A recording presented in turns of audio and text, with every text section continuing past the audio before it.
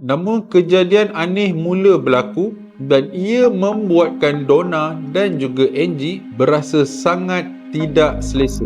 Salah satu kejadian yang berlaku adalah apabila anak patung itu sering ditemui dalam keadaan ataupun kedudukan yang sering berubah-ubah. Di antaranya apabila kedudukannya pada asalnya duduk seperti biasa, tetapi bila ditengok semula, kakinya mula bersilang, tangannya mula bergerak sendiri, kedudukannya sentiasa berubah-ubah. Lama kelamaan, kejadian itu menjadi semakin menyeramkan. Salah satu kejadian yang paling menyeramkan adalah apabila pada suatu hari Donna pernah meninggalkan anak patung itu di atas sofa dan Donna dan juga Angie keluar daripada rumah. Selepas selesai saja urusan mereka di luar, mereka pulang saja ke rumah. Kelihatan anak patung itu sudah pun berada di dalam bilik Donna sambil pintu tertutup. Sedangkan lokasi terakhir kedudukan patung itu adalah di atas sofa dan bukannya di dalam bilik Donna. Kejadian menjadi semakin pelik apabila Donna dan Angie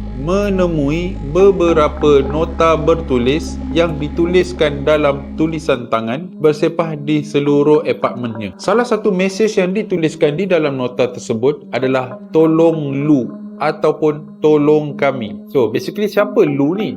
Alright. Lou ni adalah salah seorang kawan rapat Donna yang sering datang ke rumah mereka untuk melepak bersama Donna dan Angie. Basically Lou ni dia sangat-sangat tidak menyukai dengan anak patung ini. Lou ini mengatakan bahawa dia berasa sangat tidak selesa setiap kali dia bersama patung itu. Ada satu hari, Lou tidur di rumah Donna. Pada malam Lou tidur di rumah tersebut, Lou terjaga pada waktu malam dan terlihat anak patung Donna itu duduk di hujung katil beliau.